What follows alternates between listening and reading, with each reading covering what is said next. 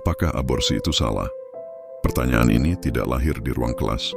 Pertanyaan ini sering muncul di ruang rawat, di meja makan yang penuh tagihan, di kepala seorang remaja yang ketakutan, di hati seorang ibu yang sendirian. Kita perlu jawaban yang jernih namun juga penuh belas kasihan. Garis besar iman Kristen sederhana, hidup adalah anugerah Allah. Kehadiran seorang anak bukan kecelakaan kosmik.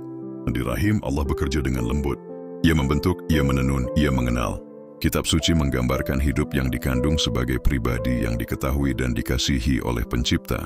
Pandangan ini memberi dasar yang kuat untuk berkata dengan tenang, aborsi itu salah karena ia mengakhiri kehidupan manusia yang belum berdaya, karena ia menolak larangan membunuh, karena nyawa di rahim bukan milik kita untuk dihapus. Sebagian orang bertanya, Alkitab tidak menyebut kata aborsi. Benar, kata modern itu tidak muncul. Namun ajaran tentang hidup manusia jelas. Allah mengenal sebelum kita lahir. Allah menulis hari-hari kita. Allah memenuhi rahim dengan karyanya. Ketika firman menegaskan nilai pribadi yang belum lahir, maka menghapusnya adalah tindakan melawan kasih dan keadilan. Perhatikan juga jejak yang sangat awal dari gereja. Pengajaran kuno mencegah aborsi dan pembunuhan bayi. Orang Kristen mula-mula memisahkan diri dari kebiasaan kekaisaran yang merendahkan nyawa kecil. Mereka menyebut perbuatan itu sebagai pelanggaran yang berat, karena bertentangan dengan kasih kepada sesama. Sejak awal gereja memahami bahwa mengasihi Tuhan berarti juga melindungi yang paling rapuh. Ada keberatan yang menyengat nurani, bagaimana dengan tubuhku, pilihanku. Iman menghormati tubuh, tetapi juga mengingatkan bahwa hidup bukan hanya soal aku. Di rahim ada diri lain, ada wajah yang akan memanggil. Ada jiwa yang tak berdaya yang tidak bisa membela dirinya. Kebebasan yang sejati tidak menyingkirkan yang kecil, tetapi memeluknya. Bagaimana dengan kasus pemerkosaan? Tidak ada kalimat mudah di sini. Kekerasan itu jahat. Air mata korban harus ditampung, dan pelaku harus dihukum. Namun kejahatan seorang pria tidak menghapus martabat seorang anak. Dua luka tidak menyembuhkan. Kasih menuntun gereja dan masyarakat untuk menanggung beban bersama.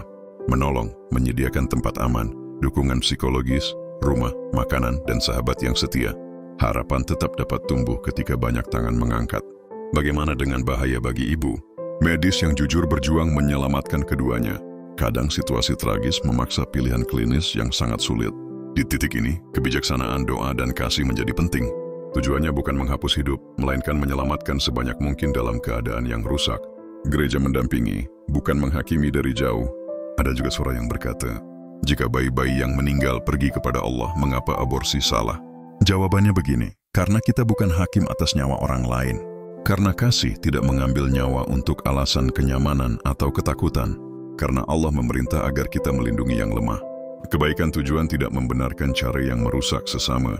Sebagian mengutip ayat hikmat yang berkata, orang mati tidak tahu apa-apa. Kalimat itu menggambarkan pandangan hidup di bawah matahari. Bukan lisensi untuk mengurangi nilai janin. Di tempat lain, Alkitab menegaskan pengenalan Allah atas pribadi yang belum lahir. Maka bacalah keseluruhan kesaksian, dan biarkan kasih Allah menafsirkan luka kita. Seorang sering bicara tentang tangan yang sudah berdarah. Ada ibu yang menelan pil itu karena panik. Ada ayah yang menandatangani formulir karena bingung. Ada keluarga yang menekan karena malu. Ada tenaga kesehatan yang bekerja dalam sistem yang dingin. Jika kamu ada di salah satu kursi itu, dengarkan ini. Dosa itu nyata, namun anugerah lebih besar. Ada halaman yang bisa dibalik. Ada pengampunan yang tidak menawar. Ada juru selamat yang memikul rasa bersalah dan memberi damai yang baru. Gereja yang setia membuka pintu untuk pemulihan, bukan untuk menghakimi. Nah, bagaimana kita melangkah secara nyata? Pertama, ubah bahasa. Katakan anak, bukan sekadar janin tanpa wajah. Katakan ibu, bukan sekadar kasus. Bahasa yang jujur menolong hati melihat manusia, bukan angka. Kedua, ubah budaya, dukung ibu tunggal. Bangun jaringan sahabat untuk para remaja yang takut. Permudah adopsi, dukung panti asuhan yang berintegritas, dan berikan konseling yang murah atau gratis.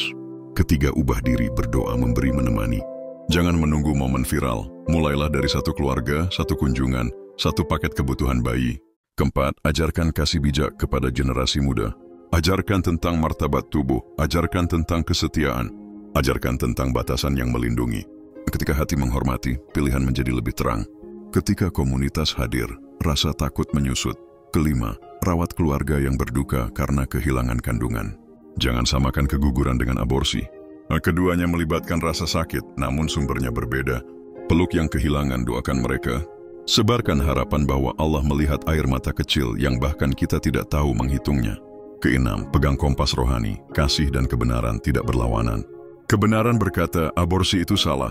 Kasih berkata, mari kami menolongmu menemukan jalan keluar yang lebih baik. Kebenaran menolak kekerasan pada yang kecil. Kasih memeluk ibu yang lapar dan takut. Dua belah tangan ini harus bergerak bersama. Nah, ketujuh, ingat motivasi batin. Kita tidak sedang membela ide abstrak. Kita sedang menolong manusia. Kita tidak mengejar kemenangan debat. Kita mengejar hidup yang diselamatkan, hati yang disembuhkan, dan keluarga yang dipulihkan. Jika kamu hamil dan bingung, dengarkan ini.